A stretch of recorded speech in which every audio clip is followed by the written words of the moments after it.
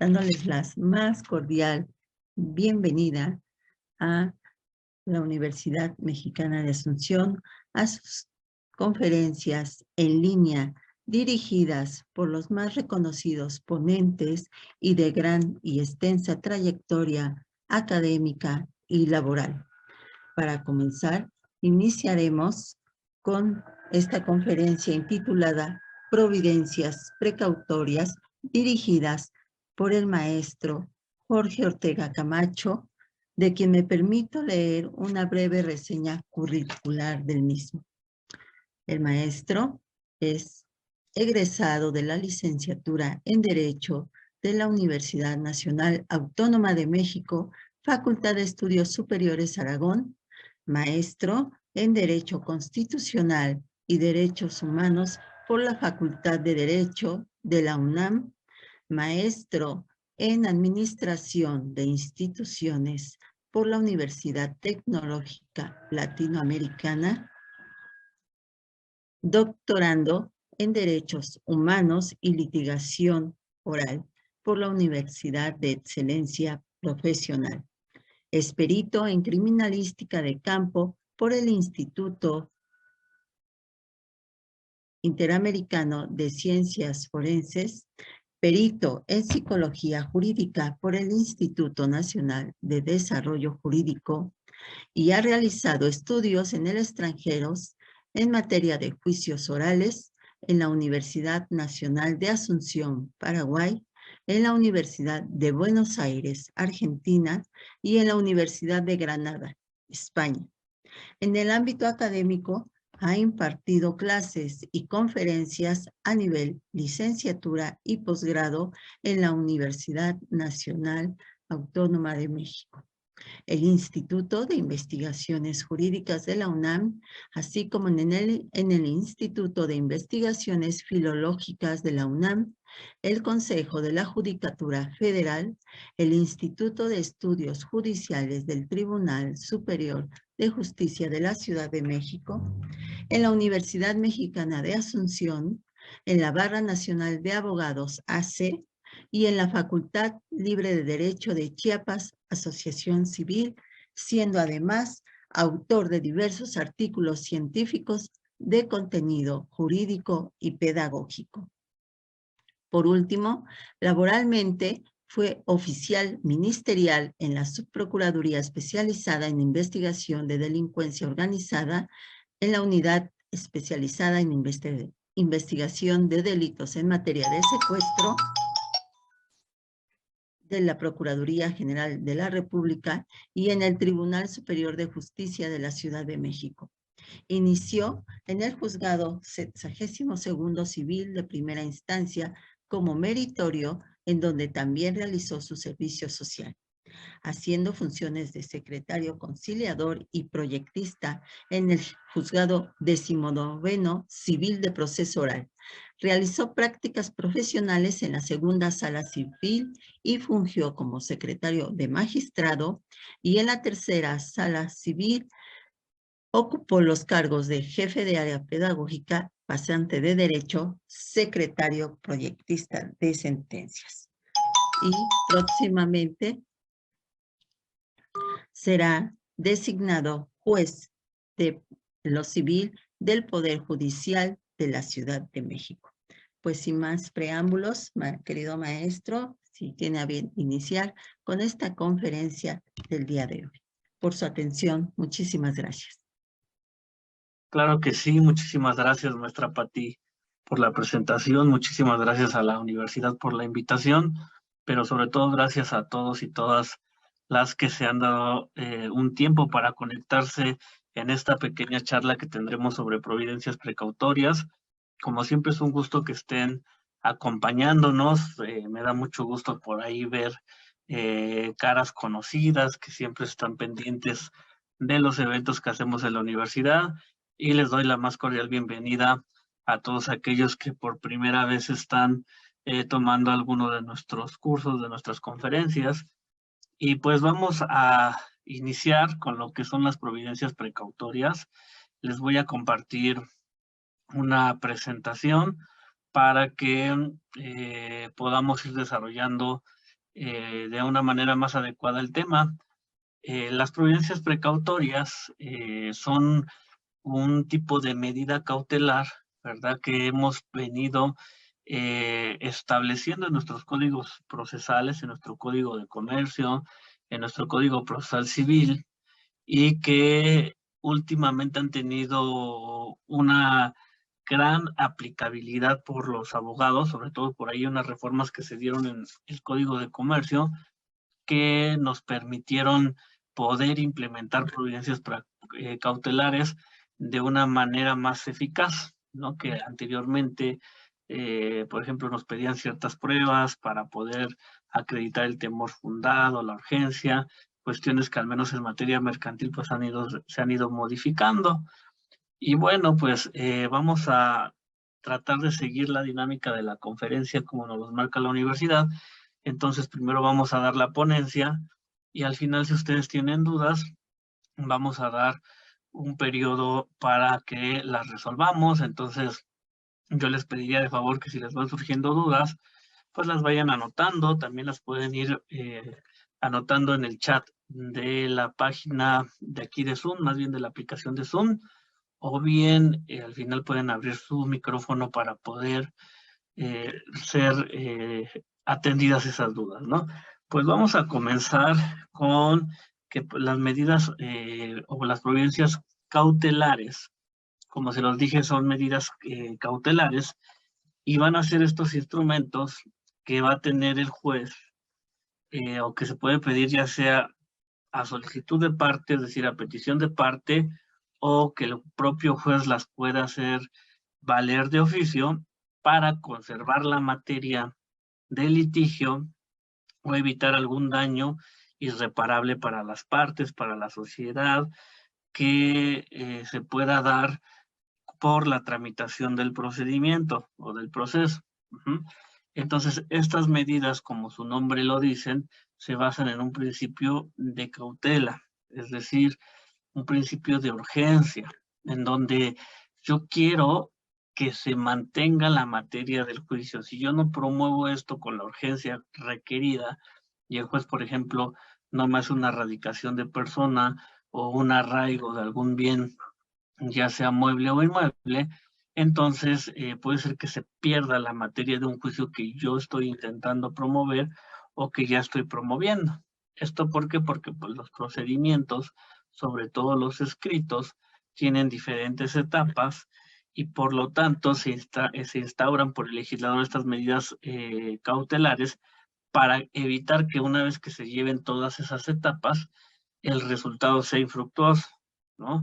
Que tengamos una sentencia que al final de cuentas no podamos ejecutar, que haya sido inútil toda la tramitación de ese juicio ilusorio, porque si bien yo obtuve una sentencia favorable, a lo mejor ya no tengo a quién cobrarle, porque esa persona pues ya se fue del lugar del juicio, o bien no tiene bienes porque precisamente se deshizo de los mismos para no hacer frente a las resultas del juicio. Entonces, ese va a ser el objetivo, va a ser un objetivo cautelar, precautorio, por eso se llaman providencias precautorias, para tratar de mantener la posible materia o la materia de una sentencia que a futuro yo pueda tener a mi favor. Todavía no lo vamos a saber si va a salir a nuestro favor o no, pero entonces yo estoy solicitando al juez que atienda estas providencias para que en un futuro yo tenga a lo mejor a quién cobrarle o de dónde cobrar, ¿no?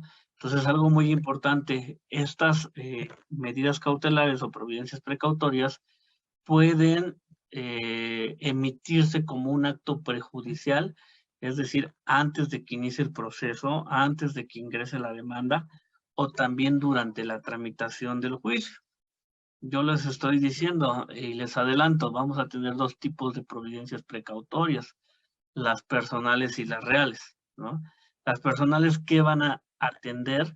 Pues a que una persona no se ausente del juicio o del lugar del juicio sin dejar un representante para que pueda hacer frente a ese procedimiento. y en su caso a la posible condena. Y por otro lado, las reales, que precisamente tienden a que haya un embargo precautorio, un arraigo de bienes, para que si yo al final tengo una sentencia, tenga de dónde cobrarme. Y esto se da entonces en un primer nivel como una cuestión, se lo decía, de urgencia. Si yo ya sé que la persona a la que voy a demandar se va a ausentar, se va a ir a otro país, que ya no la voy a encontrar, entonces no voy a estar esperando a meter una demanda para solicitarle al juez que precisamente establezca una providencia precautoria personal y que esta persona pues no se ausente o bien designe una persona que lo pueda representar, eso como acto prejudicial. Por otro lado, si a lo mejor yo voy a ejercitar algún juicio, digamos un pago de pesos, un cobro de un crédito, y sé que la persona que es mi deudora, al saber que tiene ese crédito, esa deuda conmigo, se está empezando a deshacer de los bienes que tiene, porque sabe que tarde o temprano yo le puedo cobrar, que me puedo ir a un juicio, que ese juicio puede salir en su contra, entonces dice, pues mejor empiezo a vender mis bienes para que si me demanda yo ya no tenga de dónde, él ya no tenga de dónde cobrarse, ¿no? Entonces, igual por urgencia, yo digo, antes de ingresar siquiera en mi demanda, yo sé que él ya está dilapidando, ocultando, enajenando sus bienes, entonces te solicito esta providencia precautoria para que ordenes un embargo precautorio de esos bienes y no sean ocultados, dilapidados, enajenados, y al final, si yo tengo sentencia favorable, pueda cobrarme. Entonces, el primer punto que podemos hablar es que estas providencias precautorias se pueden dar, como en estos ejemplos que les acabo de dar, antes de iniciar el proceso o bien durante la tramitación del mismo. ¿Por qué? Porque puede ser que ya estemos en el procedimiento y de igual forma me entere que el demandado pues, está con la idea de irse del país, de esconderse, etcétera, ¿no? Entonces, aunque yo ya estoy en el juicio, puedo solicitar vía incidental esta providencia precautoria personal. O igual, yo sé que como ya lo demandé, ya lo emplacé, etcétera, pues por ahí me dicen que ya él está sacando a la venta sus inmuebles, sus muebles, etcétera, con tal pues que si sale la sentencia en su contra, yo no tenga de dónde cobrarme. Entonces, estas providencias precautorias pueden ser como actos prejudiciales o como actos que se den durante la tramitación del juicio y hasta que se dicte sentencia definitiva o acabe definitivamente el proceso por alguna otra causa que pueda darle conclusión al mismo. Entonces, estas medidas vamos a entender a las características que las justifican. Algo muy importante antes de hablar de las características es que quiero que vaya quedando claro que el sentido primordial de las providencias precautorias es el principio de urgencia. Yo no promuevo providencias precautorias en todos los juicios, sino en aquellos juicios en donde yo sienta que puede existir este ánimo del deudor, del demandado, próximo demandado, presunto demandado, de enajenar sus bienes, de ocultarlos, dilapidarlos, o bien con su propia persona no hacer frente a esos compromisos y poderse ausentar sin dejar un representante. Entonces, en ese sentido de urgencia, es que nosotros vamos a ir atendiendo que el juez debe de analizar precisamente y no dilatar el otorgamiento de las mismas siempre y cuando se cumpla con los requisitos que la ley nos pide para decretarlas. Las características de estas providencias pues es que son provisionales, es decir, duran hasta que se emita la sentencia o se termina el proceso, se concluye el proceso por algún otro medio y posterior a ello, bueno, pues si por ejemplo hay un embargo precautorio, se volverá un embargo definitivo, pero son provisionales, tienen una duración efímera que va a ser generalmente desde que se decreten hasta en tanto no sean revocadas o bien no se emite una sentencia definitiva. Van a ser accesorias porque como tal no constituyen un fin, sino que nacen de una cuestión principal, es decir, cuando yo estoy hablando de providencias precautorias, estoy hablando de una acción de las que nosotros clasificamos como cautelares. Ajá, no son unas acciones de fondo, porque yo con estas providencias precautorias no estoy buscando que el juez me resuelva el fondo del asunto, diga a quién le pertenece o no el derecho, establezca una condena en el fondo del asunto, sino que estoy buscando precisamente que como accesorias a ese procedimiento que yo pretendo promover o que ya promoví, haya una cautela, por eso son medidas cautelares, que me ayude a conservar la materia y que en dado caso el cumplimiento en la ejecución de ese asunto pueda ser factible o viable. Otras que son sumarias, es decir, por su finalidad se tramitan en plazos breves y sobre todo para otorgarlas, ¿no?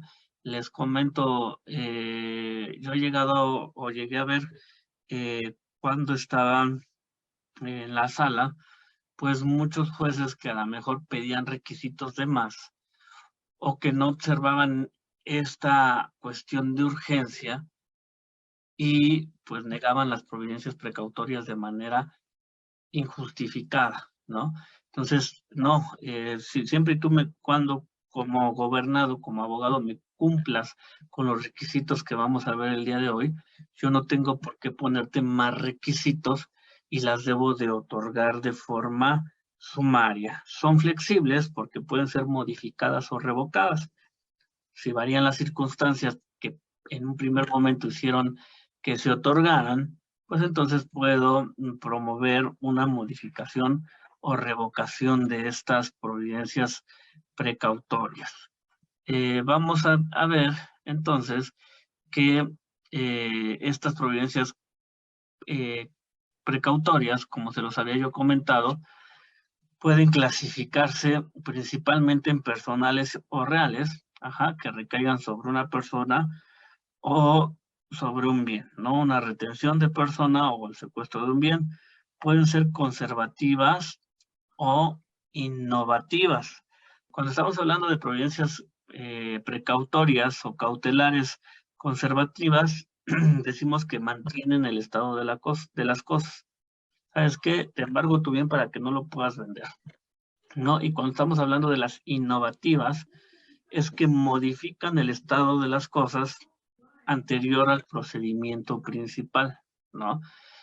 Y por ahí vamos a hablar de las nominadas e innominadas. Las nominadas son las que están especificadas en la ley y las innominadas van a ser aquellas que se basan en el poder del juez para poder decretar las que considere pertinentes, ¿no? Entonces, estas en general van a tener por objetivo asegurar las condiciones para la ejecución de una futura y probable sentencia o de un futuro y probable convenio, es decir, cualquier cuestión que se eleve a categoría de cosa juzgada y que tenga que ser materia de ejecución. ¿Por qué? Porque si no volvemos al problema que se da en muchos asuntos, que ustedes tienen una sentencia definitiva y bien bonita porque les están condenando, ¿verdad?, en favor de su cliente por 50 millones de dólares, ¿no? Daños y perjuicios, intereses ordinarios, intereses moratorios, pena convencional. Y dicen, híjoles, con lo que yo estoy cobrando, el porcentaje que yo estoy cobrando a raíz de este asunto, pues ya, dejé de trabajar como abogado, me voy a ir a viajar por el mundo, ¿verdad? Pero resulta que viene la sorpresa, ¿no? Este dicho popular que lo conocemos que dice, debo no niego, pago no tengo, y que se ve reforzado con un principio constitucional que nos establece que por deudas de carácter civil no podemos ir a la cárcel, pues entonces tenemos una sentencia que la podemos enmarcar, podemos presumir que fue la más cuantiosa, ¿verdad?, de nuestra historia, pero que no podemos ejecutar. Entonces, vean la importancia de las providencias precautorias. Conservar la materia de la posible ejecución o del juicio. ¿Para qué? Para que sea fructífero, porque si no vamos a tener juicios que tal vez ganamos, pero que no podemos cobrar, ¿no? Entonces, en ese entendido, ¿cómo podríamos nosotros concebir a la providencia precautoria? Se los decía primero como una medida cautelar que se basa en este principio de urgencia, que garantice el éxito de la ejecución del juicio o de la acción, y que el propósito de estas providencias es permitir al actor el aseguramiento de sus intereses. ¿Cuándo qué? Cuando no tiene a la mano un medio rápido del cual disponer y que le dé ese mismo efecto. ¿De qué? De asegurar esos intereses. Y la providencia precautoria, como lo venimos comentando, se basa en una cuestión express de una duración limitada al tiempo en que se reconozca la obligación que exige. Yo estoy exigiendo una obligación que me la van a reconocer en sentencia definitiva, por lo tanto, en el momento en que a mí me la reconozcan, en el momento que se dicte sentencia, acaba esta cuestión que era provisional, que era precautoria, y ya pasaría a una cuestión definitiva. Hablábamos por ahí de que pues podemos tener nominadas e innominadas. En esto de las nominadas, decíamos, son las que nos reconoce la ley, y por ejemplo el Código de Comercio nos dice que únicamente pueden dictarse como medidas o providencias cautelares la erradicación de personas y la retención de bienes. Pero por ahí hay un artículo que, perdón, más bien una tesis jurisprudencial que más adelante me parece que se las coloque para que tengan el registro, en donde nos menciona que, bueno, si bien el código nos establece unas providencias y que nos establece que únicamente pueden dictarse esas, es factible que apliquemos supletoriamente algunas otras que estén en el Código Civil Federal. El fundamento de estas acciones, de estas providencias precautorias como acciones cautelares, lo vamos a tener en el Código Civil Federal, del artículo 2097 al 2103, en el Código, por ejemplo, Civil del Estado de México, de 7.340 a 7.344, en el Código Civil para el Distrito Federal del 2097 al 2103, y así en el Código de Comercio, 1174, 1176, que nos hablan del arraigo de persona, 1178 y 1179, que nos habla del secuestro provisional. ¿Por qué les pongo el Código Civil Federal, Código del Distrito Federal y del Estado de México? Porque son los fundamentos base de estos estados, pero lo que les quiero decir es que en cualquier estado de los que ustedes nos estén viendo, visitando, van a tener regulado estas providencias precautorias y que van a tener los mismos requisitos que vamos a ir viendo. Y claro, en cuanto al Código de Comercio, pues ustedes lo saben que es una ordenanza de carácter federal y que por lo tanto pues se rige para todo nuestro territorio nacional, ¿no? Decíamos que como tal nos mencionan una cuestión de número clausus, es decir, que solamente podemos promover la que los códigos nos mencionan, salvo les digo unas jurisprudencias que hay por ahí en materia mercantil que nos hablan de la aplicación supletoria, y que entonces vamos a tener la erradicación de persona y retención de bienes como providencias precautorias, ¿no? Un ejemplo de providencia precautoria de carácter real, que como su nombre lo dice, recae sobre las cosas, pues va a ser el arraigo, pero no el arraigo como lo entendemos en materia penal, ¿no? De persona, sino como tal hay un secuestro de bienes. Y por otro lado tenemos la providencia precautoria de carácter personal, que va a ser un arraigo, pero ahí sí de persona. Entonces, cuando estamos hablando nosotros, por ejemplo, de una providencia precautoria personal, que hablamos del arraigo de persona, dice el arraigo para una persona que va a ser demandada o que ya es demandada, porque decíamos que puede ser previo o durante el juicio, y que se tiene el temor fundado de que se ausente, y que se busca pues que no abandone el lugar del proceso sin dejar un representante legítimo, ¿no? Estas providencias tenemos que tener especial cuidado porque vamos a limitar un derecho humano, que es el de libre tránsito, ¿no? El artículo 11 constitucional nos maneja la libertad de tránsito y en general, pues la libertad personal, que si nosotros la vamos a ver disminuida por medio de un arraigo de persona, pues hay que observar que sea justificado, ¿no? Y esto no quiere decir que pues, esa persona como tal ya tenga fuerzas que quedarse. Si la persona, por ejemplo, es una persona internacional que tiene que andar dando a la mejor, imagínense, conciertos musicales en diferentes partes del mundo, pues lo que va a implicar este arraigo de personas que no vaya a ausentarse del lugar del juicio sin dejar un representante legal que pueda, valga la redundancia, representarlo en el juicio que se le está tratando de promover o que se le promovió. El otro ejemplo, que es una cuestión de carácter real, una providencia precautoria real, pues es el secuestro o el embargo provisional de bienes, ¿no? Que es un embargo de bienes del futuro demandado que se decreta ante el temor de que los oculte o dilapide, ¿no? Él tiene que responder sobre un adeudo y resulta que pues por ahí dice, yo ya estoy vendiendo mis bienes, yo ya me estoy deshaciendo de ellos, los estoy donando, etcétera, porque a mí ya no vas a tener de dónde cobrarme, ¿no? Antes de que haga eso, pues podemos establecer una providencia precautoria real de secuestro o embargo de bienes, ¿no?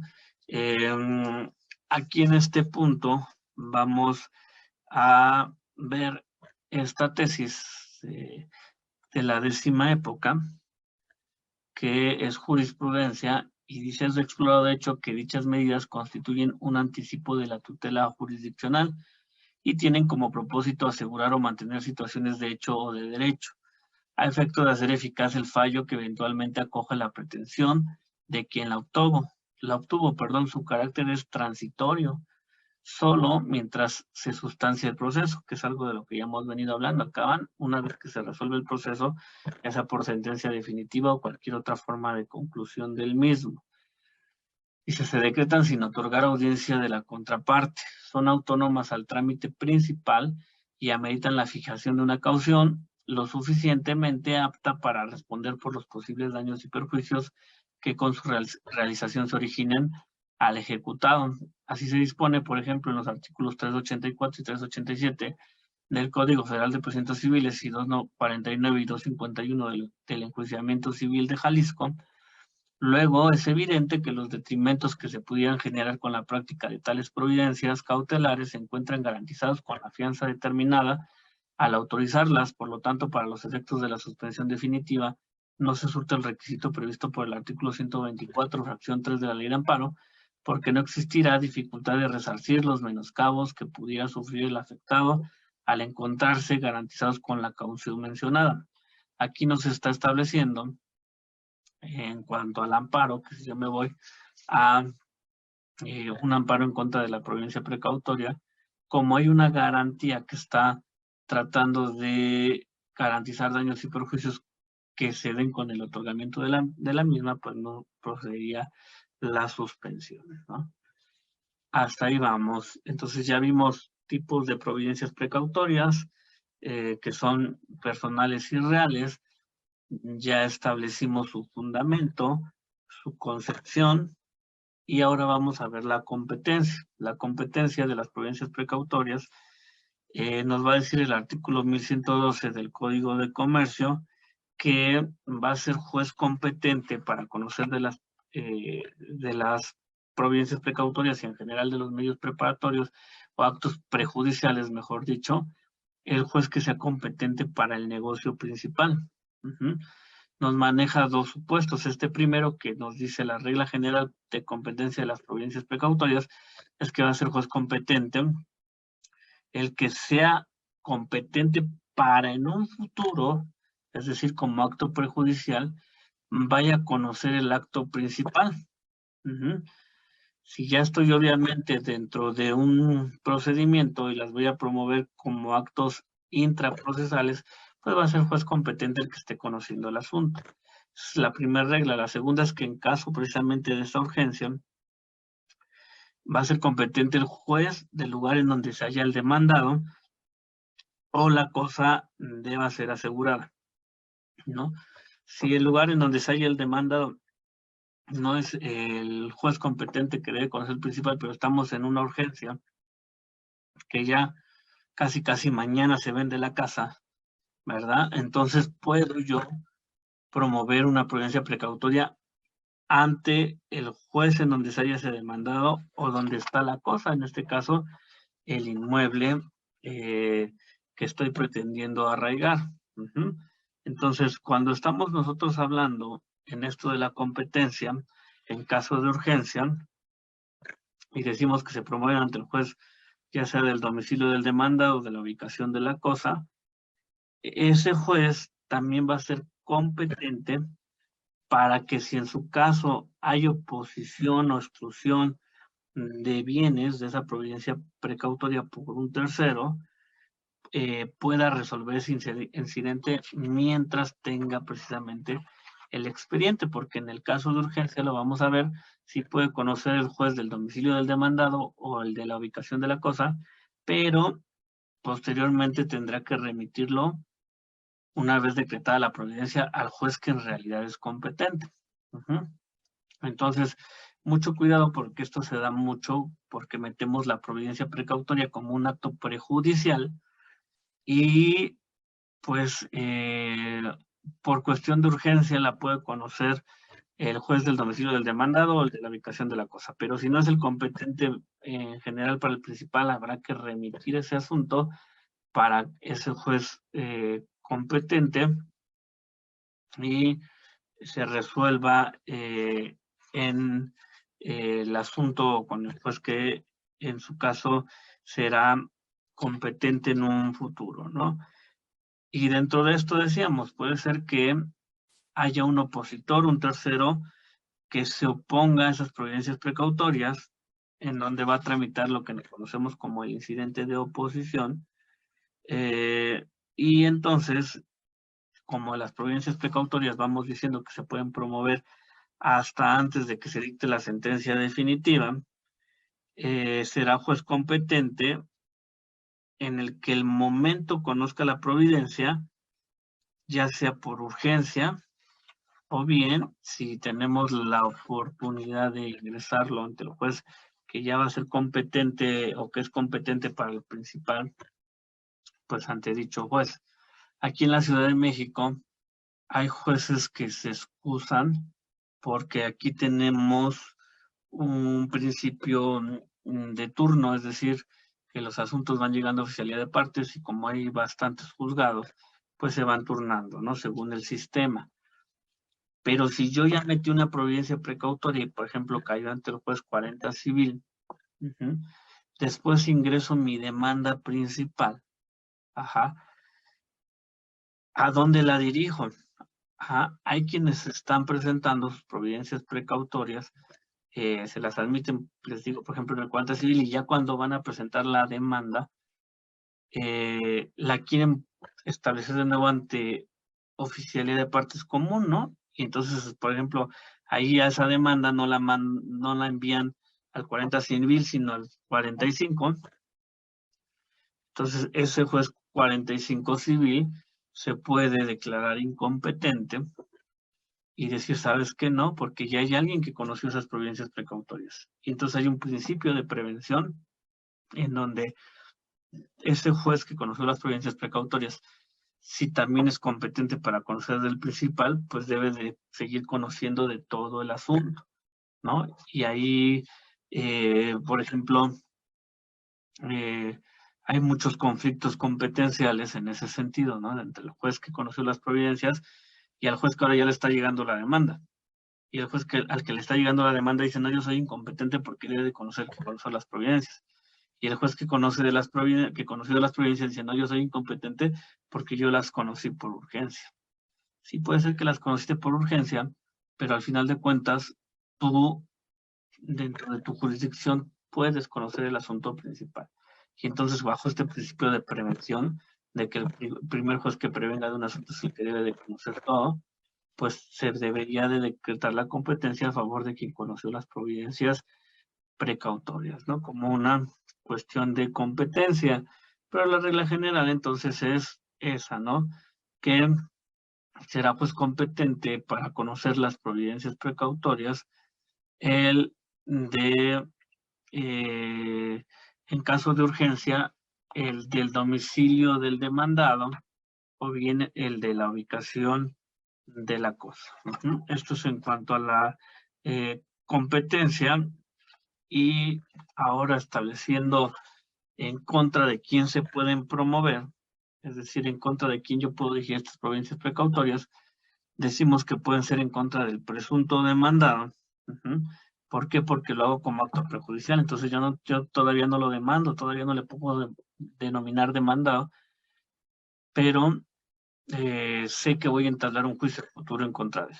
Entonces puede ser contra ese presunto demandado, contra los tutores en caso de incapaces, es decir, que tengan una representación por medio de un tutor. Yo le puedo poner estas providencias precautorias reales o personales en contra de los socios de sociedades civiles o mercantiles, conforme al artículo 142 de la Ley General de Sociedades Mercantiles, y contra los administradores de bienes. ¿Por qué? Porque esto de tutores, socios, administradores, que son representantes, también pueden ocultar, dilapidar, enajenar bienes, ¿no? Un socio, un administrador, puede tener esa facultad, si es que la tiene expresamente, de ocultar, dilapidar o enajenar bienes. Entonces la ley nos establece que también pueden promoverse en contra de estas personas, no solo del presunto demandado. El procedimiento vamos a tener muy en cuenta si lo voy a meter como un acto prejudicial, esa providencia precautoria, o si, como lo dice la ley, lo meto durante el procedimiento, es decir, ya iniciado. Porque si lo establezco como un acto prejudicial, lo voy a meter como una demanda, ofreciendo pruebas, etcétera, y ahí el juez no le va a dar vista a la contraparte, pues va a decretar de plano. Si yo lo hago iniciado el juicio, entonces va a establecer el juez un incidente, se va a desahogar vía incidental del otorgamiento no de la providencia precautoria. Entonces, si son actos prejudiciales, el juez va a resolver de plano, y si son, hoy estoy promoviendo las providencias precautorias como incidentes, como una cuestión dentro del juicio, lo voy a promover incidentalmente. Cuando lo estoy hablando como un acto prejudicial, entonces inicio con mi escrito de providencia precautoria, que es, por así decirlo, mi escrito inicial de demanda. El juez las decreta de plano y fija garantía. En este supuesto que yo estoy ingresando a las providencias precautorias como un acto prejudicial, no me marca la ley, precisamente por esa urgencia de las que le he hablado, que yo tenga que notificar a la contraparte que hay una providencia precautoria. Por eso muchas veces a ustedes les llegan en el despacho y les dicen: oiga, licenciado, es que yo quería hacer un movimiento en mi cuenta y resulta que ya está bloqueada, ¿no? O, licenciado, ¿qué cree que? Pues me hablaron del banco, ¿no? Que por ahí el juzgado tal, mediante el sistema CIARA, etcétera, bloqueó mis cuentas. Porque esos son actos prejudiciales en donde si antes de ingresar la demanda yo promuevo la providencia precautoria, el juez las va a resolver de plano y va a fijar garantía, pero sin citar a la contraparte. Es decir, yo te impongo una garantía para que respondas por posibles daños y perjuicios que le vas a ocasionar a esta persona, porque le vas a embargar su bien o la vas a retener como persona, y entonces no citamos a la contraparte, ¿no? Se decretan de plano, y es más, desde ese momento las vamos a decretar y ya vamos a estar esperando si nos exhiben la garantía, pero para que siga surtiendo efectos esa providencia precautoria. Entonces, como acto prejudicial es de plano. Si yo lo voy a promover iniciado el juicio, es decir, que ya estoy dentro del procedimiento y considero que hay una providencia precautoria que se tiene que hacer valer porque quiero mantener la materia del juicio, entonces yo se los decía que se va a sustanciar de manera incidental. Acá en este caso sí, ya con intervención de la contraria, conforme lo establece el 1178 del Código de Comercio, se va a hacer por cuerda separada. Contesta el incidente la persona, puede ser demandada o actora, se señala fecha y hora para una audiencia incidental, obviamente ante el juez que está conociendo del asunto, y se va a resolver en interlocutoria. ¿Por qué? Porque vamos a aplicar, mejor dicho, las reglas generales de los incidentes. Entonces, hasta este punto, vamos observando que son dos formas en que podemos tramitar las providencias precautorias. Como actos prejudiciales, que sin citación de la contraria se van a resolver de plano, o como actos intraprocesales, en donde se van a resolver incidentalmente. Aquí tenemos una tesis aislada que nos ejemplifica lo que acabo de explicar, y dice, si bien es cierto que el artículo 1112 del Código de Comercio determina que en caso de tratarse de providencia precautoria y cuando existe urgencia, es competente para decretar aquella el juez del lugar en donde se halla el demandado o la cosa que debe ser asegurada, lo que hablábamos de la competencia. También no debe olvidarse que el citado precepto en su primera parte dice que para los actos prejudiciales es competente el juez que lo fuera para el negocio principal, debiendo entenderse que la competencia del juez del lugar en que se halla el demandado o la cosa que deba ser asegurada tratándose de providencias precautorias urgentes, queda supeditada en todo caso a que la mencionada providencia tenga el carácter de acto prejudicial, pero no cuando la misma se solicita después de iniciado el juicio correspondiente, caso en el cual tiene aplicación la disposición contenida en el 1170 del propio cuerpo de leyes, que determina que las providencias precautorias establecidas por el Código Mercantil podrán decretarse tanto como actos prejudiciales como actos después de iniciado el juicio respectivo, caso en el que la providencia se sustanciará en incidente por cuerda separada, conociendo de la misma el juez o tribunal que al ser presentada la solicitud esté conociendo del negocio. ¿No? Entonces nos habla de las dos formas de tramitar, como acto prejudicial o como una cuestión incidental. Ahora, enfocándonos a esta providencia precautoria que se nos habla como un acto prejudicial, muchos empezó a especular que qué pasaba con el derecho de audiencia, porque si la providencia precautoria se pide como acto prejudicial, yo se los decía que el juez va a resolver de plano, sin darle vista a la contraria, ¿no? Entonces muchos abogados que defendían a las contrapartes o a aquellas personas que les habían establecido una providencia precautoria, le decían, oye, espérate, ¿y dónde quedó mi derecho de audiencia? ¿Por qué nunca me diste vista?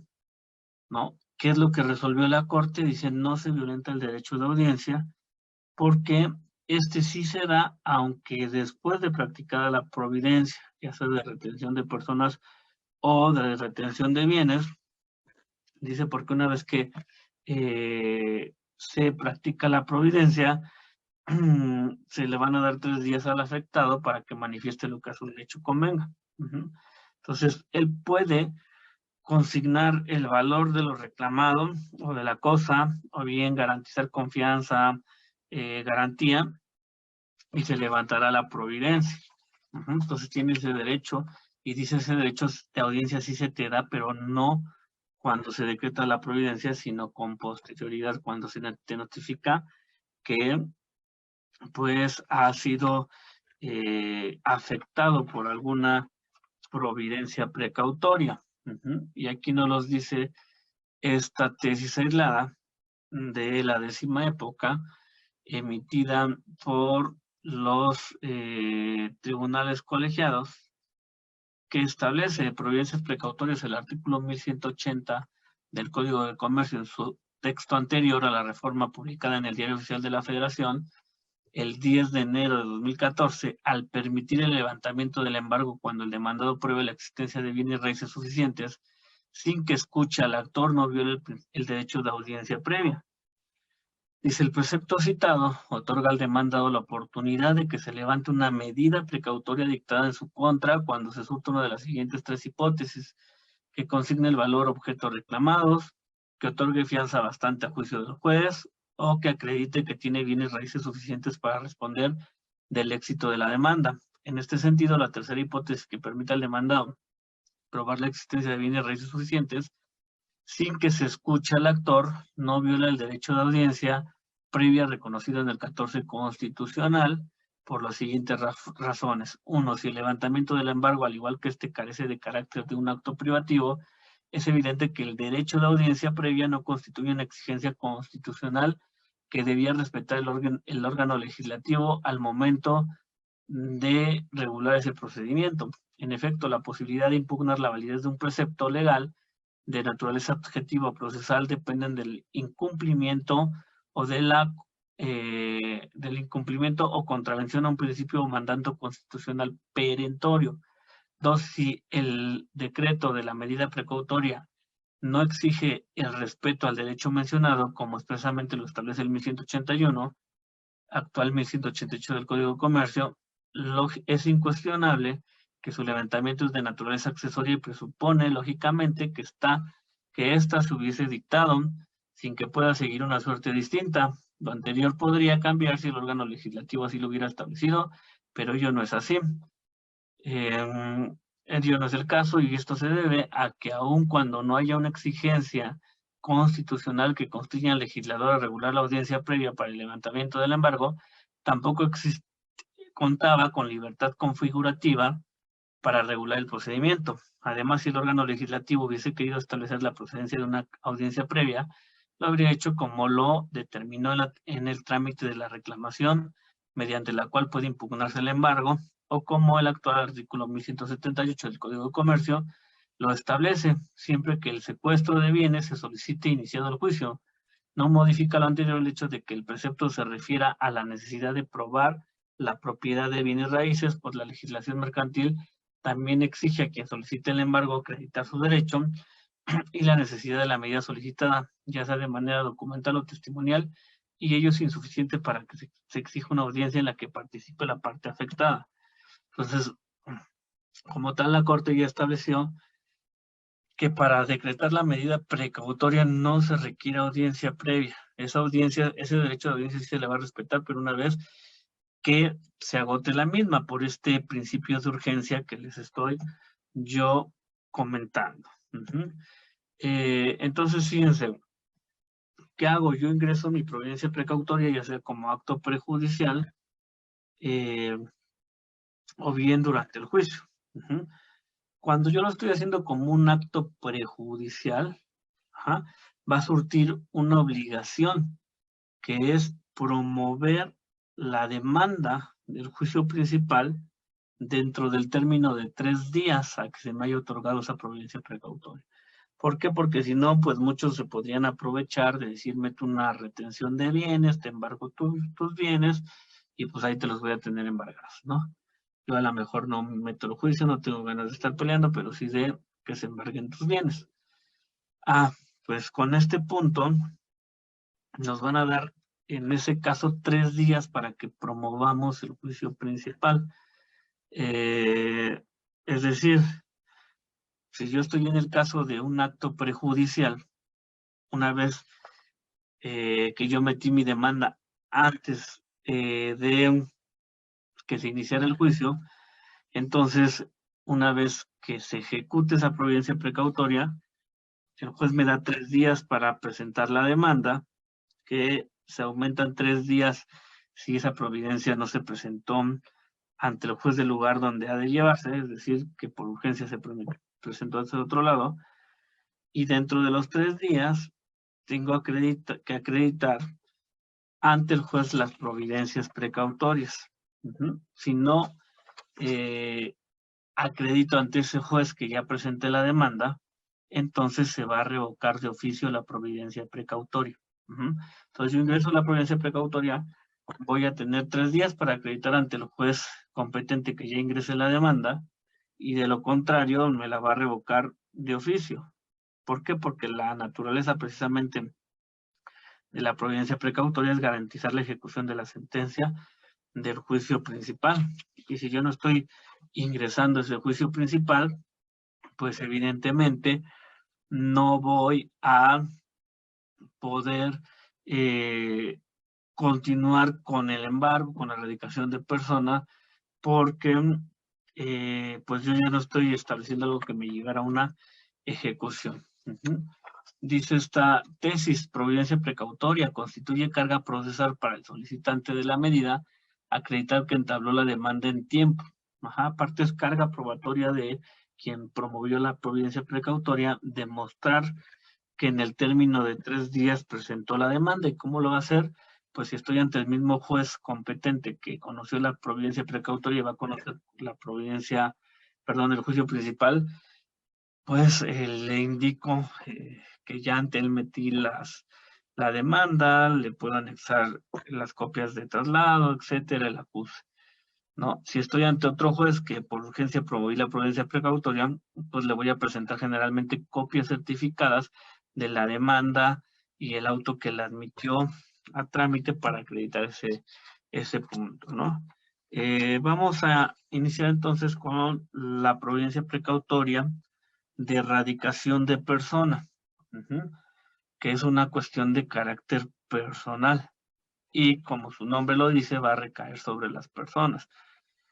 ¿Cuándo? Cuando yo tengo temor fundado de que esa persona se oculte, se ausente, y entonces en contra de ella voy a promover una providencia precautoria.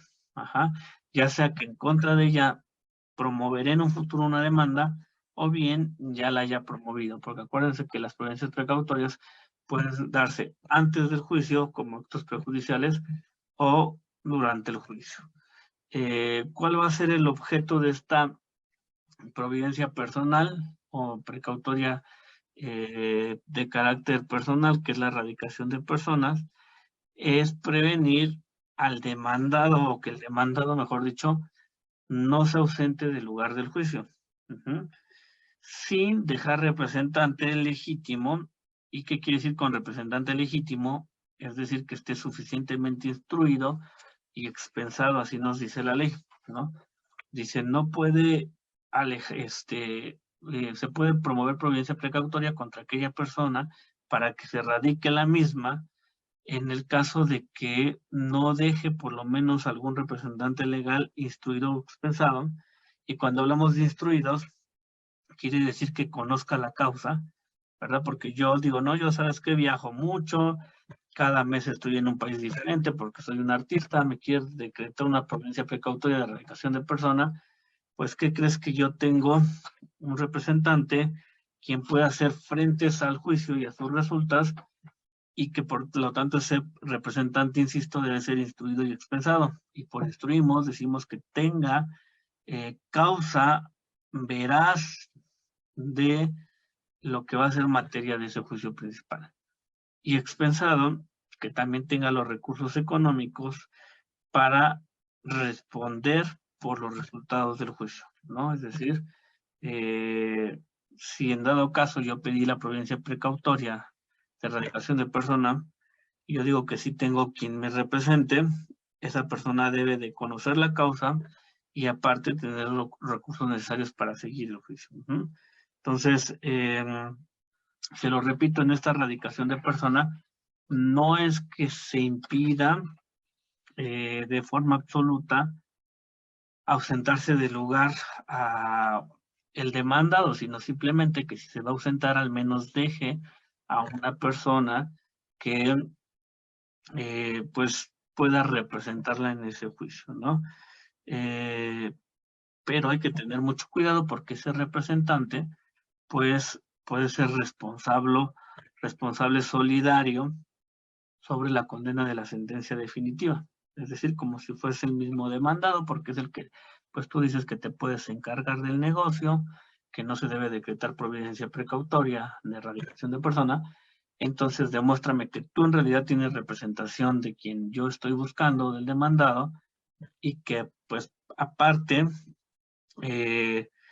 tú quedes consciente de que en dado caso vas a ser responsable solidario. Ahora, en cuanto a la acreditación de la medida, es decir, acreditar el derecho para gestionar la medida, pues anteriormente el Código de Comercio nos los establecía que tenía yo que acreditar ese derecho para gestionar la medida. Más bien eso nos lo sigue estableciendo el Código de Comercio. Lo que hoy no nos exige, ¿verdad?, es que demostremos que en realidad lo está ocultando, dilapidando, que ya no nada más nos los pide como bajo protesta de decir verdad, pero ese derecho para gestionar la medida como tal, sí lo debo de acreditar mediante documentos o testigos idóneos. De hecho, no nos aceptarán otra prueba que documentos o testigos idóneos. Y lo que busco con esto de acreditar el derecho para gestionar la medida es como tener legitimación para precisamente promover la prudencia precautoria.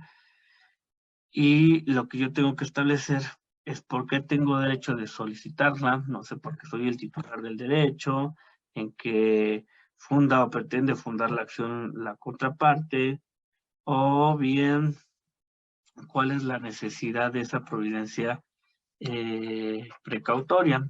Para esos casos en donde yo tengo que acreditar precisamente este punto de la necesidad de la providencia precautoria, pues vamos a ver que ese desahogo de prueba se va a dar sin citación de la contraria, solo con el que ofreció la prueba, y va a ofertar la prueba al solicitar la providencia relacionándola con los hechos.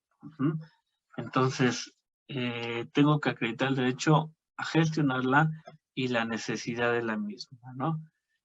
Aquí nos los dice, en materia civil y mercantil, que se diferencia un poco, y si se requiere el ofrecimiento de pruebas cuando se solicita la erradicación de persona, si se encierra antes de promover la demanda.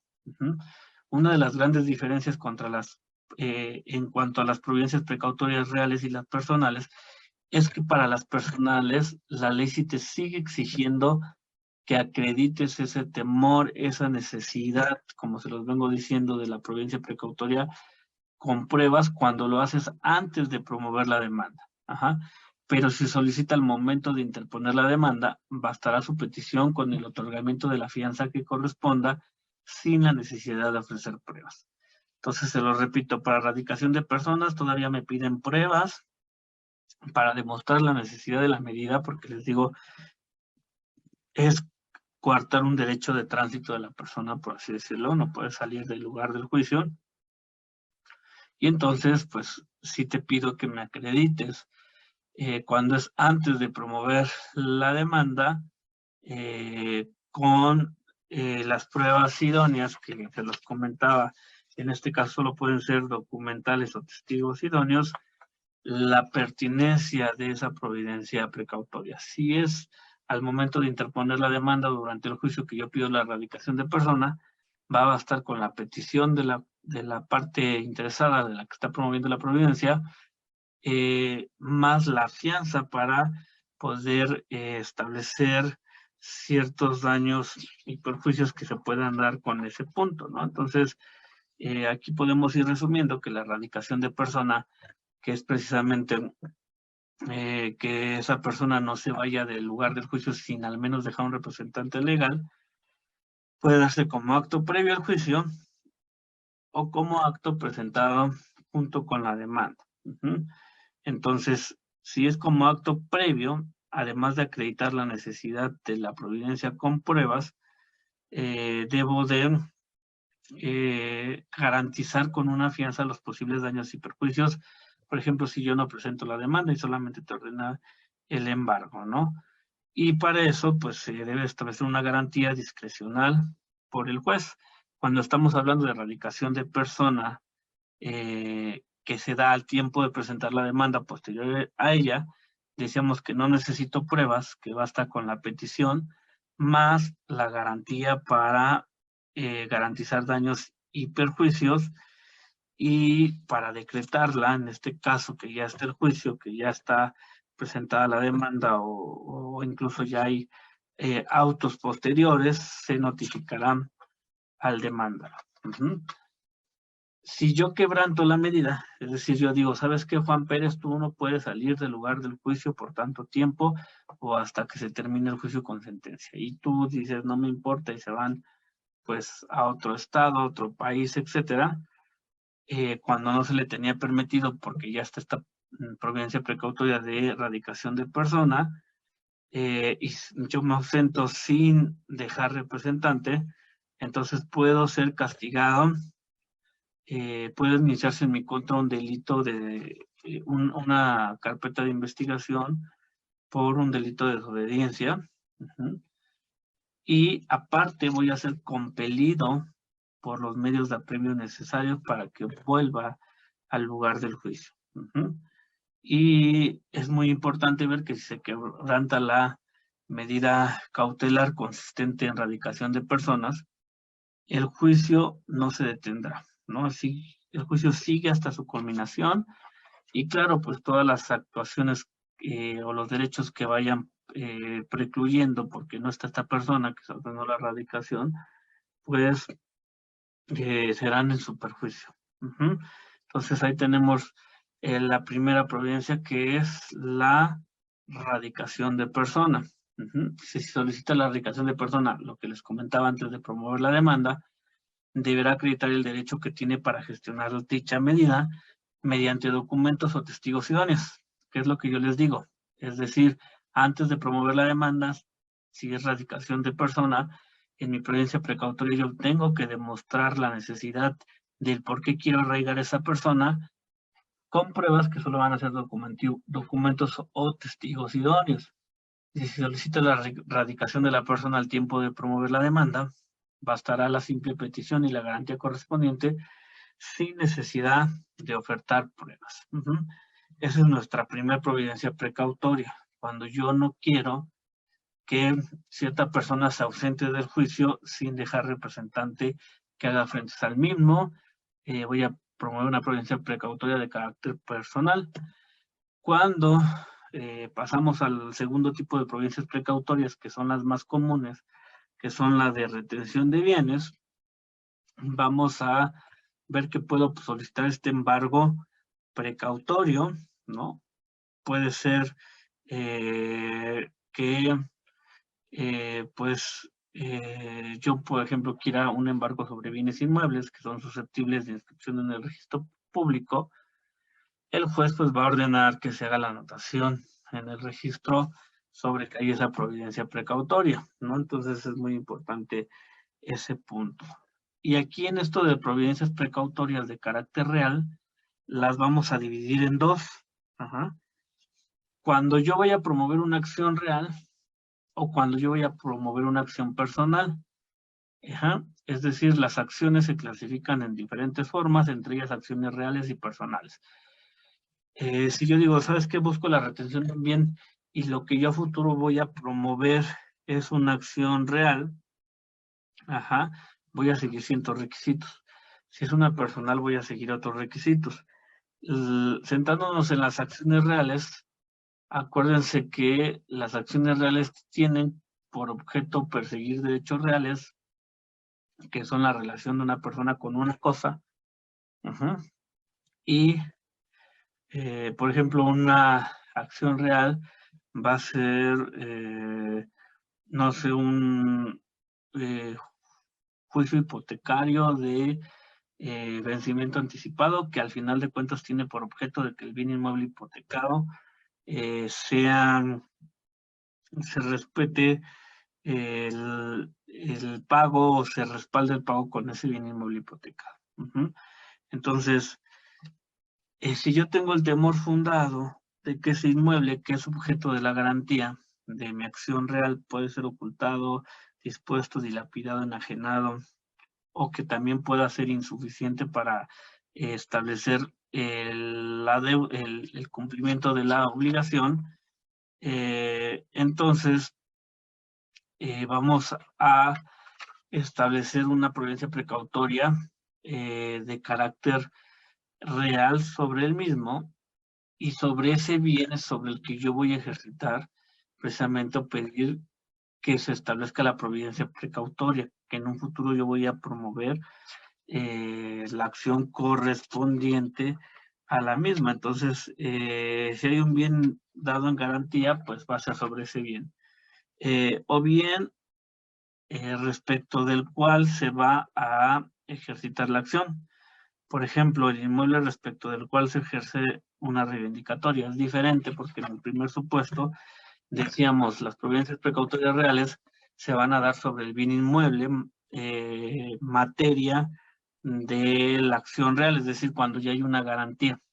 En el segundo supuesto que nos maneja las providencias precautorias en cuanto a acciones reales, es que no hay un bien dado en garantía, pero es una acción real respecto del cual se ejercitará y va a recaer, perdón, la cuestión del embargo precautorio sobre el bien en el que se va a ejercitar la acción. Yo les decía, por ejemplo, la reivindicatoria. No tienen ningún inmueble en garantía, pero sobre ese inmueble va a recaer, en su caso, la sentencia, y yo tengo temor fundado de que lo va a disponer, ocultar, dilapidar, enajenar, o que pues va a desaparecer ese bien inmueble sobre el cual yo estoy ejercitando una acción real. Y entonces puedo promoverlo sobre ese inmueble, ¿no? Decir, ¿sabes qué? Embárgame precautoriamente el bien inmueble de la reivindicatoria, porque pues puede ser ocultado, dilapidado, enajenado. Entonces, cuando estamos hablando de acciones reales, vamos a tener dos supuestos, en donde yo puedo promover una providencia precautoria que busque el embargo, ya sea de los bienes, materia de la garantía, cuando están dados en garantías, o del bien inmuebles, o los bienes sobre los cuales va a recaer el resultado de la acción o del juicio, como en el ejemplo que les ponía de la reivindicatoria. En estas providencias precautorias de carácter real, vamos a tener que acreditar la existencia de un líquido, de un crédito, perdón, líquido y exigible. Es decir, un crédito que esté dado en pesos, que esté cuantificado, o bien que sea fácil de cuantificar dentro de los 10 días siguientes. Entonces, el crédito debe estar líquido, debe estar exigible, es decir, no debe estar sujeto a condición o plazo para su cumplimiento, sino que ya sea exigible. Segundo, el valor de las prestaciones o cosas reclamadas, cuánto estoy yo, la cuantía de ese negocio, cuánto estoy reclamando. Tercero, establecer bajo protesta de decir verdad el temor fundado de que considero yo, precisamente, fundadamente, se puede ocultar, dilapidar, enajenar ese bien inmueble. Es decir, las razones del por qué los bienes, ya sea en garantía o sobre los cuales se vaya a ejercitar la acción real, pueden ser ocultados, dilapidados, dispuestos, enajenados, ¿no? Entonces, esto ya no los pide, al menos en el Código de Comercio, bajo protesta de decir verdad. Anteriormente también nos pedía para las acciones reales, para las providencias precautorias reales, que estableciéramos con pruebas, testigos, etcétera, cuál iba a ser el monto de, que estableciéramos con pruebas, testigos, etcétera, ese temor fundado. Hoy en día nos dicen, no, solamente dime bajo protesta de decir verdad porque tú tienes un temor fundado. Yo bajo protesta de decir verdad te digo que tengo un temor fundado porque ya me enteré que hay unas publicaciones en el periódico de la localidad y nos está poniendo en venta el inmueble en materia de la garantía o sobre el que va a recaer la acción real, ¿no? Pero yo nada más digo esas razones y ya no las tengo que acreditar, sino que basta con decir bajo protesta, decir verdad. Y siguiente, garantizar daños y perjuicios. Es decir, yo voy a embargar precautoriamente un inmueble y tengo 3 días para presentar mi demanda. Si yo no la presento, entonces tengo o puedo responderlo de los daños y perjuicios que haya ocasionado por ese embargo que hice.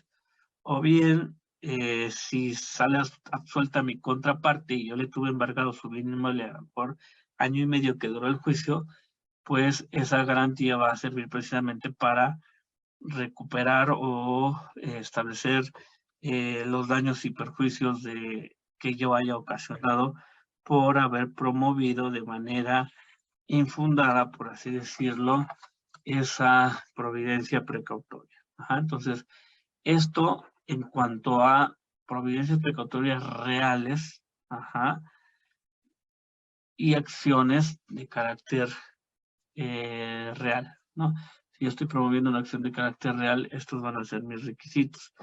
Ahora, a lo mejor yo en este momento no voy a promover una acción de carácter real, sino una acción de carácter personal, aquella en donde lo que tiene que ver no es una persona con una cosa, sino una persona con otra copersona, en donde le está demandando obligaciones de hacer, no hacer, dejar de hacer, etcétera, ¿no? Entonces, si yo estoy ahora en otro supuesto, que es la retención de bienes, pero lo que yo estoy ejercitando no es una acción de carácter real, sino de carácter personal, es decir, que a futuro voy a promover o que estoy promoviendo, entonces voy a tener que atender a los requisitos del artículo 1168 del Código de Comercio, que nos establecen los juicios mercantiles, únicamente podrán dictarse las medidas cautelares o providencias precautorias previstas en este código, y que son las siguientes. Dice retención de bienes, que es precisamente el embargo precautorio.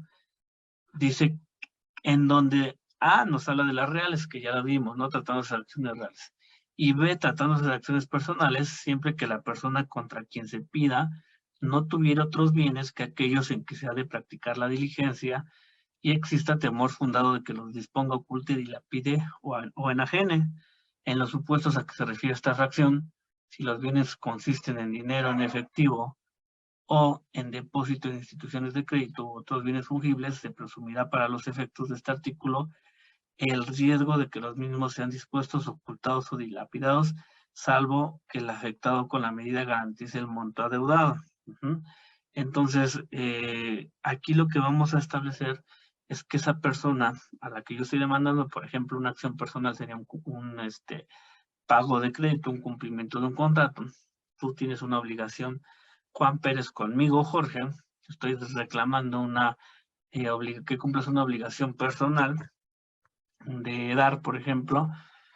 Entonces, tú no tienes otros bienes más que esa casa para, en su caso, yo embargarte y recuperar el pago, el crédito de ese derivado de ese contrato, y tengo el temor fundado de que la vas a ocultar, disponer o dilapidar, entonces voy a poder promover precisamente estas providencias precautorias basándome en que a lo futuro, o que yo estoy promoviendo, una acción de carácter personal. Y entonces vamos a ver que en este caso los requisitos van a ir concatenados de este 1168 y 1175, y yo, tratándose de providencias precautorias de carácter o que tengan como base una acción de carácter personal, voy a tener que acreditar la existencia de un crédito líquido y exigible, es decir, que tienes una deuda a mi favor, que ese crédito está liquidado, es decir, está en una cantidad y es exigible, que no está sujeto a plazo o condición, que generalmente lo vamos a acreditar, por ejemplo, con el contrato base o la materia de la deuda. Mira, tengo este crédito en este mutuo con interés, no sé, etcétera, o este préstamo mercantil, y entonces voy a tener que acreditar la existencia de ese crédito líquido y exigible, ¿no? También puede ser con el estado de cuenta certificado por el contador público, en donde viene el desglose del monto del crédito, cuándo se otorgó, etcétera. Entonces, primer requisito, voy a tener que acreditar la existencia de ese crédito líquido y exigible. Segundo, expresar el valor de las prestaciones o el de la cosa que se reclama, designando esta con toda precisión. Aquí debe dejarse en claro, en la solicitud de providencia precautoria, que pues solicito la retención de bienes hasta por X monto, ¿no? Por eso dice aquí expresar el valor de las prestaciones. Entonces yo solicito la retención de bienes hasta por 50,000 millones de pesos, ¿no? Es decir, tengo que justificar en este segundo requisito por qué el embargo no puede ser sobre derechos, otro tipo de derechos. Es decir, yo no puedo embargar sobre cuestiones dudosas. Entonces, para que yo fije, pueda hacer un embargo debe de haber una cantidad especificada. No puedo embargar sobre cuestiones que no están liquidadas, por eso nos pide como primer requisito la existencia de un crédito líquido y exigible, y entonces para poder fijar el monto del embargo hay que expresar el valor de estas pretensiones. Dice, es la tercera, manifestar bajo protesta, decir verdad, las razones por las cuales tenga temor fundado de que los bienes consignados como garantía o respecto de los cuales se vaya a ejercitar la acción real serán ocultados, dilapidados, dispuestos o enajenados. Igual aquí solamente nos los pide bajo protesta, decir verdad. En materia civil, en algunos estados, incluidos la Ciudad de México, todavía nos siguen pidiendo prueba de esto, ¿no? De cuáles son las razones por las cuales hay ese temor fundado, que ofrezcamos testigos documentales, pero en materia mercantil, no, ya nada más nos lo establece bajo protesta, es decir, verdad, que establezcamos las razones por las cuales se tenga ese temor fundado de que los bienes consignados en garantía o respecto de los cuales se vaya a ejercitar la acción real serán ocultados, dilapidados o dispuestos, ¿ok? Entonces, aquí nos está hablando de una retención de bienes, es decir, en este punto en donde yo estoy manifestando bajo protesta de decir verdad, cuando estamos hablando, aquí nos habla de acciones reales, pero cuando estamos ejercitando también las acciones personales, también debo establecer en la solicitud ese temor fundado bajo protesta de verdad, sin necesidad de rendir pruebas para acreditarlo. El siguiente requisito que nos establece y que es tratándose de acciones personales, les decía, manifestar bajo protesta de verdad que no tiene otros bienes conocidos que aquellos en los que se ha de practicar la diligencia, ¿no? No tienes otros bienes más que aquellos en los que yo voy a practicarte la diligencia, igual bajo protesta de verdad. Es decir, porque yo considero, sin tener que acreditarlo, es decir, yo digo que son los únicos bienes que tiene, ya correrá la carga de la prueba en él de decir, venir al juicio y decir, no, espérate, tengo otros bienes, tengo estos otros bienes con los que puedo hacer frente a adeudo, ¿no? Pero yo nada más manifiesto bajo protesta de decir verdad. Entonces, cuando estamos hablando de una retención de bienes como providencia precautoria real, pero de acciones personales, tengo que probar la existencia del crédito, expresar el valor de las pretensiones, manifestar bajo protesta de decir verdad el temor fundado por los cuales yo considero que esa persona puede ocultar, dilapidar, enajenar esos bienes, establecer bajo protesta de decir verdad que desconozco, más bien que, no que desconozco, sino que yo hasta ese momento, pues, considero que son los únicos bienes sobre los que se puede decretar, en su caso, en un futuro un embargo, y en los que se ha de practicar la diligencia, y en su caso garantizar los daños y perjuicios, ¿no? Que se puedan causar. Para eso el juez nos va a establecer un monto, que ese monto, esa garantía debe ser determinada por el juez de manera prudente. Y algo muy importante en cuanto a esto de las razones por las cuales yo considero que él puede ocultar, dilapidar o enajenar dichos bienes, no es necesario, les digo, comprobar, solo manifestarlas bajo protesta, decir verdad, ¿no? Y mencionarlas. Pues puede ser desde que porque ha faltado su compromiso de pago, que los bienes pueden ser fáciles de ocultarse o dilapidarse, porque yo ya vi que los está vendiendo, etcétera, ¿no? Pero aquí lo importante es que solo se requiere entonces manifestarlo bajo protesta, decir verdad, al menos en materia mercantil. Y algo muy importante, cuando se trata de dinero que está en los bancos, por ejemplo, o todo aquel dinero en efectivo que está depositado en instituciones de crédito o los valores, ni siquiera tengo la obligación yo de expresar las razones por las que existe ese temor fundado de que el deudor oculte, dilapide o enajene. ¿Por qué? Pues porque es obvio, ¿no? Que el dinero es de fácil disposición. Entonces, ahí nos dice la Corte que ya hay una presunción legal, precisamente en este artículo 1168,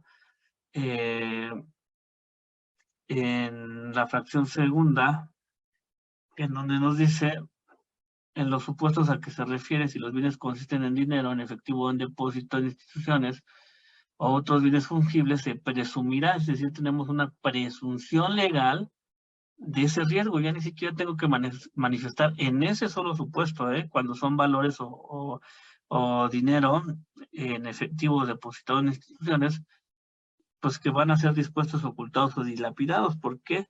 Porque es un hecho notorio que el dinero es un bien que se presume el riesgo de que fácilmente pueda ser dispuesto, ¿no? Es más, ahorita ustedes mismos pueden tener en su cuenta 200,000 pesos y con un simple botón transferirlos y ya no tienen nada. Entonces, por eso en este apartado la propia ley da esa presunción legal, dice si es dinero o valores que estén en efectivo o depositados en instituciones de crédito, ni siquiera hay que manifestar las razones, ¿no? Y eso se los digo porque a veces muchos jueces, incluso siendo dinero, dicen, no me manifestaste las razones, no te otorgo las providencias precautorias, cuando ni siquiera es un requisito, porque nos está manifestando como una presunción legal, ¿no? Y otra cosa, en cuanto a la garantía, acuérdense que tratándose de los integrantes del sistema bancario, ellos no están obligados a otorgar garantía. De hecho, por ahí salió un criterio hace como 2 años que decía, no, sí, no importa que sean integrantes del sistema bancario, tienen que exhibir la garantía, ¿no? Hasta que salió una tesis en contrario, se fue a contradicción de criterios y lo que se dijo es, los que pertenezcan al sistema bancario mexicano se presumen de solvencia y no tienen que garantizar a menos que se encuentren en liquidación o quiebra. Esa fue la excepción que nos manejó la Corte. Entonces, esos van a ser nuestros requisitos, ¿no? Y esta es la jurisprudencia que les comento de las instituciones bancarias. Dice providencia precautoria de retención de bienes en el juicio mercantil. Las instituciones de crédito no están obligadas a garantizar los posibles daños y perjuicios que su otorgamiento pueda ocasionar. De hecho, yo se los digo, promover las providencias precautorias prácticamente nos convierte los juicios ordinarios orales en ejecutivos. Si yo cumplo con los requisitos, porque voy a embargar luego. Ajá. Y lo que lo están usando mucho son los bancos para embargar inmediatamente. Ajá. Ahora, anteriormente, pues los bancos, antes de que saliera esta jurisprudencia, pues se les está diciendo también garantiza. Hoy en día no tienen la necesidad de garantizar, a menos que estén en quiebra, declarados en quiebra en concurso mercantil, y por eso están usando mucho la promoción de providencias precautorias. En los demás casos, si no pertenecen al sistema bancario, vamos a tener que garantizar la medida. Es decir, y esta medida, garantizar, sí, esta providencia, y esa garantía no se exhibe cuando yo presento mi solicitud de providencias precautorias o mi incidente de providencias precautorias, sino que el juez, una vez que yo presente mi incidente y las admite, es el que me va a fijar la garantía que yo debo de otorgar para, valga la redundancia, garantizar posibles daños y perjuicios que genere con esa providencia precautoria. Entonces el juez admite la providencia, fija garantía. Si yo no exhibo, la garantía de la providencia va a quedar sin efectos. Entonces, ahí en ese supuesto, pues esa garantía va a servir para posibles daños y perjuicios que como tal no se van a generar en automático, sino que en su caso, si mi contraparte que me promovió en mi contra una providencia precautoria pierde el juicio, yo tendré que solicitar mediante un incidente de daños y perjuicios, acreditar vía incidental el monto de esos daños y perjuicios que me generó la tramitación de la providencia precautoria, porque puede ser que me hayan establecido, por ejemplo, una retención de un bien inmueble, pero que ningún daño y perjuicio me genera. Entonces tiene la carga de la prueba para que se haga ese incidente. Entonces, cuando yo presento mi providencia precautoria, acuérdense que si lo hago como acto prejudicial, entonces me van a dar 3 días para que presente la demanda. Si yo no la presento, se va a revocar de oficio por el juez esa providencia precautoria. Pero si el juez no lo hace, mientras no la levante, y pese a que no se haya exhibido la garantía, puedo exhibirla para que siga surtiendo efectos o para que surta efectos esa providencia precautoria, pero hasta que se cumpla con la garantía es cuando me van a liberar los oficios de retención de bienes.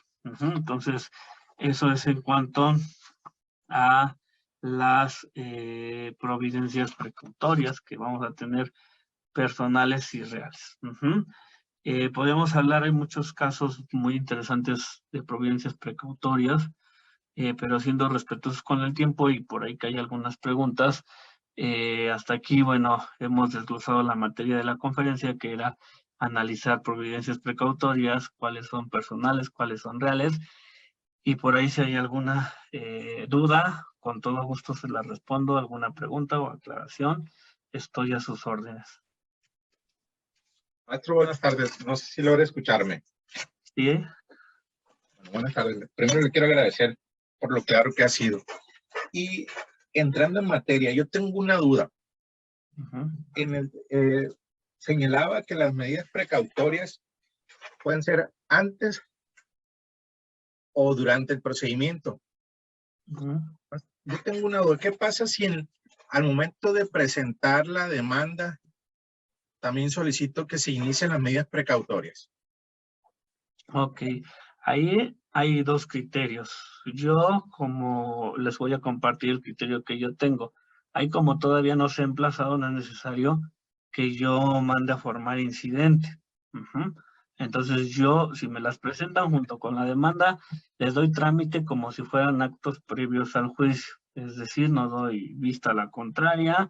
Si se cumplen los requisitos, la decreto de plano, y así lo seguimos y ya se le dará su derecho de audiencia cuando se les emplace, que yo considero es el criterio correcto, aunque he visto otros compañeros que lo que hacen es pues mandar la vía incidental y cuando van a emplazar a la vez también notifican la providencia, pero yo ese criterio lo veo, y es una apreciación personal, pues contrario a la naturaleza de las providencias que son de urgencia. He visto muchos casos, les digo, en donde complican mucho, porque bueno, a lo mejor lo voy a decir así, ¿no? También a veces hay jueces que no quieren aventarse un embargo, una erradicación de persona tan fácilmente, porque al final de cuentas están perjudicando, aunque de manera precautoria, pues a una persona. Pero si atendemos a la naturaleza de urgencia de las providencias precautorias y ustedes vienen y en su demanda me dicen, ¿sabes qué? Te estoy demandando esta acción, no sé, personal, pero al mismo tiempo te hago valer una providencia precautoria porque los bienes sobre los cuales yo podría en su momento ejecutar la sentencia, pues ya los está sacando a la venta.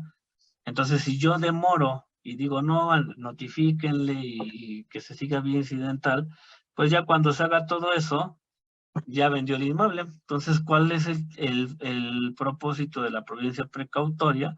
Mantener la materia y entonces con base a esa urgencia, pues yo de una vez mando a embargar, claro, si cumples con los requisitos que acabamos de ver, para que se conserve la materia, ¿no? Porque si no, no tendría caso y ustedes se irían directamente con su demanda. ¿no? Entonces, en ese supuesto yo lo que haría es eso, ¿sabes qué?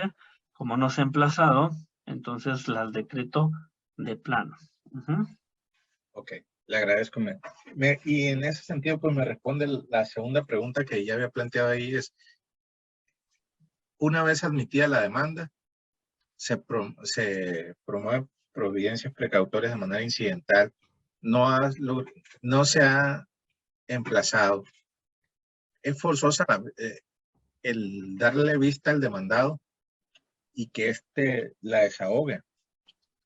Exacto, ¿no? Lo que le comentaba, pues no, porque precisamente es el carácter de urgente que nosotros le estamos dando a las providencias. ¿Y por qué quiero hacer énfasis para todos? Y qué bueno que hacen esa acotación, porque esa es la base de las providencias precautorias. La urgencia, entonces el juez no debe de complicarla. Si tú cumples con los requisitos de ley, decrétalas, ¿no? ¿Por qué? Porque ya después el demandado será el que se le va a establecer precisamente el derecho de decir, ¿sabes qué? Tengo más bienes o puedo garantizar, etcétera, ¿no? Pero, por ejemplo, he visto casos en donde el juez declara improcedentes o no les da trámite a las providencias precautorias porque en el contrato base existe garantía o inmuebles para garantizar el pago del crédito, ¿no? Y entonces dicen, oye, te vengo a promover providencias precautorias. Y el juez le dice, oye, pero ¿por qué si en tu contrato base, que va a ser la base de la acción, hay un inmueble que se fijó como garantía? Sí, espérate, pero la naturaleza es diferente. Ahorita yo te estoy diciendo que por la urgencia me retengas ese bien. No importa si está dado una garantía, porque en un futuro, a lo mejor aunque esté dado en garantía, lo puede vender, lo puede transmitir. Entonces, por la urgencia ahorita, lo que quiero es que me lo retengas, ¿no? Y entonces, el juez no tiene ahí fundamento legal para decir que cuando hay por ejemplo, en un contrato, un inmueble en garantía, te tengas que someter a esa garantía y no procedan tus providencias precautorias. Otro caso muy común es en los juicios ejecutivos mercantiles, en donde hay jueces que dicen, oye, pero si el juicio ejecutivo mercantil tiene o contempla el embargo de bienes, entonces, ¿para qué metes una providencia precautoria? ¿No?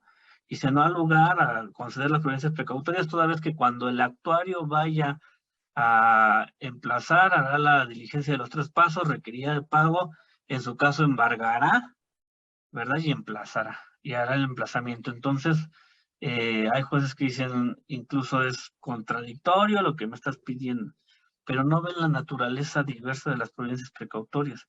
¿Por qué? Porque las providencias precautorias, aunque sea en un juicio ejecutivo mercantil, yo lo que te estoy manifestando es la urgencia y por eso te estoy manifestando las razones por las que considero que lo va a dilapidar, lo va a ocultar, lo va a vender. Ajá. Y que si yo me espero hasta que tú vayas y en el juicio ejecutivo, que sí es cierto, tiene una característica que es el embargo, te requieres de pago y a lo mejor le embargues, pero ¿qué crees? Que dentro de ese periodo ya vendió el inmueble.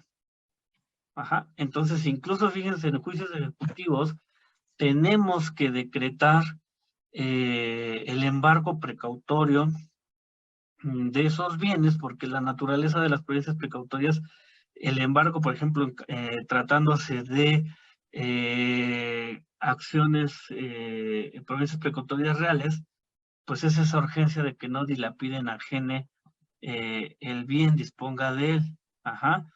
Y si yo me espero, les repito, hasta que se dé el embargo que contempla el juicio ejecutivo, a lo mejor ya lo dilapido. Por eso aquí, pese a que posteriormente pueda haber un embargo, si me lo están pidiendo como acto previo o con la presentación de la demanda, yo lo debo de decretar de plano. Para que no pase esa cuestión de que se dilapide, de que se venda, se oculta el bien inmueble. Entonces, confunden la naturaleza de la urgencia de la providencia precautoria con la naturaleza del embargo en el Ejecutivo Mercantil, que es precisamente en ese momento ejecutar ese título de crédito con aparejada ejecución pero que nada tiene que ver con lo que yo te estoy pidiendo que me embargues porque hay una urgencia de que lo va a vender dilapidar, enajenar, ¿no? Entonces ahí vemos otro claro ejemplo de ese punto. No sé si por ahí tengan alguna otra duda. Muchas gracias, maestro. No, para servirles. Buenas noches a todos, maestro. Yo sí tengo una duda y a lo mejor, bueno, espero ser claro, toda vez que la quiero resumir lo más que se pueda.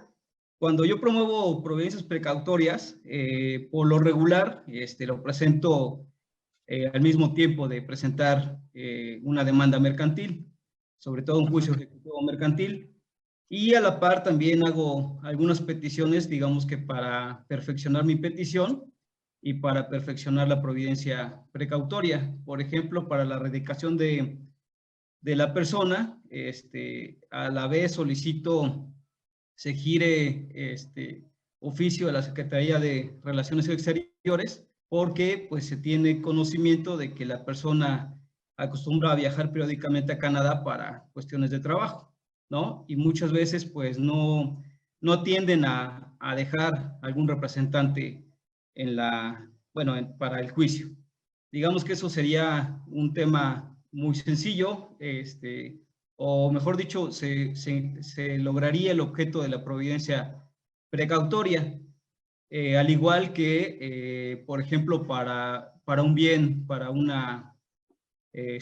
terreno o alguna casa, pues se inscribe fácilmente en el registro público de la propiedad, pues el embargo o la providencia precautoria. O para las cuentas bancarias, pues solicito que se gire en oficio a los bancos, ¿no? Que ese digamos que sería el proceder. Pero donde me he topado y donde me he dado, digamos que me he quebrado la cabeza para que sea fácil y se cumpla el objeto de la providencia precautoria, es cuando es un bien mueble, ¿no? Por ejemplo, en un vehículo, pues yo solicito que se gire oficio a la Dirección de Tránsito, pero digamos que en mi búsqueda por lograr el objeto de la providencia precautoria, porque pues es fácil que oculte, dilapide, o enajene el vehículo, que sé que es del cliente, bueno, del demandado, perdón, porque pues hasta a mi cliente le dejaron factura endosada, ¿no? Pero pues al final de cuentas el endoso de la factura, bueno, lo que se busca es que pues, se retenga la unidad. Alguna vez vi en Repube, en el registro público vehicular, que hay algunos embargos inscritos, pero yo traté de hacerlo y pues no logré, digamos, que que se inscribiera o no sé cuál sea el proceso para que se pueda registrar en el Repube. Tratándose de bienes muebles, pues vamos a decretar obviamente la retención sobre el mismo y como tal ahí tanto en el Repube que se inscriba, ¿no? Lo que se puede hacer es pues solicitar que se gire un oficio a la Secretaría de Movilidad para que en el momento en que encuentren el bien mueble, en este caso, bueno, hablando de automóviles, pues sea retenido y sea presentado ante el juzgado, ¿no? Porque, pues, de hecho, tratándose, por ejemplo, de automóviles, lo que pasa es que generalmente se va a hacer la retención, se va a notificar al demandado, se le va a dar vista ya en ese momento después de la providencia precautoria con la misma para que manifieste lo que a su derecho corresponda, y en ese momento pues también se puede solicitar por ustedes que ya sea que quede como depositario de ese bien porque él lo tiene, o bien que lo presente con las medidas de apremio pertinentes. Si no lo quiere hacer, entonces ahí lo que haríamos es solicitar que se notifique a la Secretaría de Movilidad para que en cualquier lugar en donde puedan encontrar o retener ese bien mueble, pues sea presentado ante el juzgado, que por ahí se tendrá que hacer ya será que la parte actora quede como depositario en ese caso, y si no, simplemente establecer que el depositario es esa persona, y el bien inmueble, aunque ustedes no, perdón, el bien mueble, aunque ustedes no lo tengan en su poder, pero que esté retenido, y esté como depositario, entonces el demandado, él tiene la obligación de conservarlo, todas las obligaciones que surgen del depositario, ¿no? Entonces, como tal, una inscripción en el REPUBE no, pero sí se puede solicitar que se retenga por medio de la Secretaría de Movilidad y que aparte el demandado quede con como depositario con todas las obligaciones inherentes a ese cargo. Como última pregunta, ¿cabe el cateo aquí en la providencia precautoria, sobre todo cuando sabemos que el vehículo está oculto en el domicilio del demandado o del futuro demandado?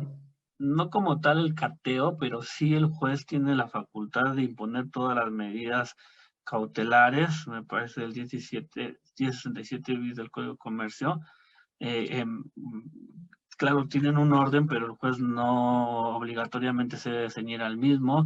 Puede empezar, por ejemplo, con un apercibimiento, una multa, un arresto y el uso de la fuerza pública. Entonces, con el uso de la fuerza pública, más que cateo, sí llegar al rompimiento de cerraduras cuando se conoce que el vehículo, por ejemplo, el bien mueble está en posesión del demandado, que no se dejó en depositario y que se quiere entonces recuperar.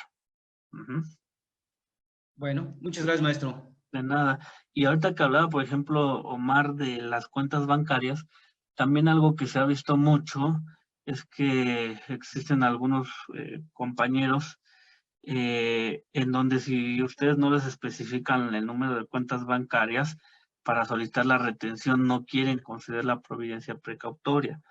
Por ahí hay una jurisprudencia que resuelve ese punto y dice que el solicitante de la providencia precautoria puede solicitar, me digo, valga la redundancia, en forma genérica el embargo de las cuentas, que no es necesario que especifiquen los números de cuenta o mencionar los bancos correspondientes, pues porque no nos los piden, les digo, no son requisitos que nos pida la ley para otorgar las providencias precautorias.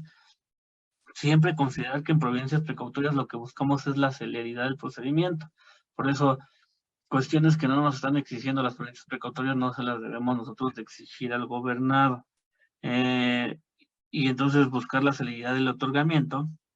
Y si, por ejemplo, yo previo a que otorgue las providencias precautorias le pidiera a quien las está solicitando que investigue las cuentas, pues las mismas serían infructuosas, ¿no? Porque al final de cuentas, pues en lo que las investiga, sabe si son o no son, y aparte que hay el secreto bancario, que va a ser muy difícil que les digan, sí, estas son las cuentas de Juanito Pérez y tiene tanto dinero, pues entonces va a pasar todo el tiempo y él, como yo se los dije, pues más si son cuentas bancarias, las va a vaciar, ¿no? Entonces, nos dice la Corte que no hay carga legal para identificar las cuentas sobre las que se requiere ese embargo precautorio, porque si no se desnaturaliza el objeto de la medida cautelar, que es la celeridad, que es la urgencia, aunado a que por eso también se les está pidiendo una garantía para responder por los posibles daños y perjuicios, ¿no? Entonces,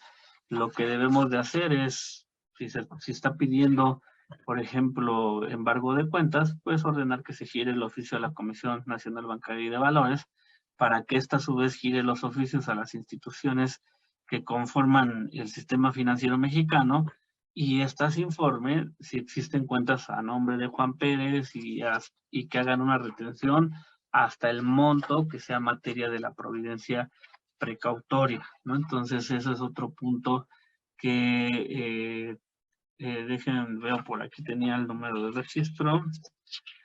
La jurisprudencia es la 2018-902, de esto de que no debemos de establecer el número de cuenta bancaria. Se lo repito, es 2018-902.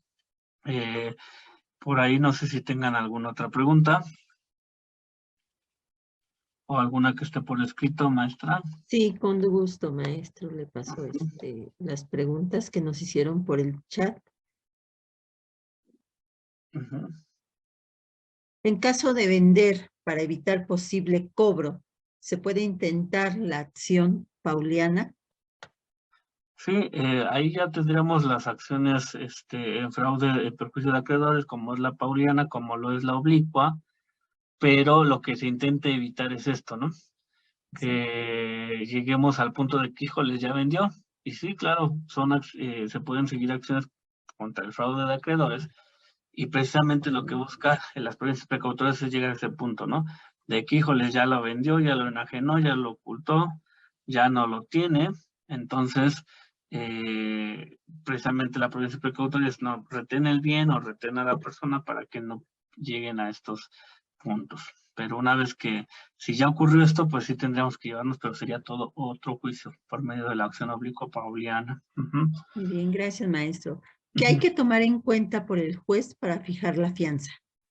Ahí vamos, aunque nos dice que es al prudente arbitrio del juzgador, lo que nosotros estamos tomando en cuenta es la tasatía.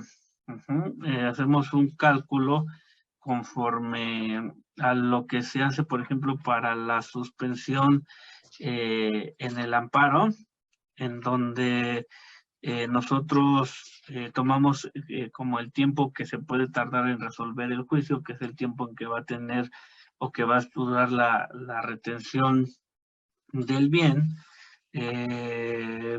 tomando en cuenta este factor o este índice que es precisamente la tasa TIE, para posteriormente responder por posibles daños y perjuicios, que de hecho cuando se trata de retención de dinero, se presume que hay daño y perjuicio porque el solo hecho de que el dinero esté detenido y no te genere ningún beneficio, pues ya te está causando un perjuicio, ¿no?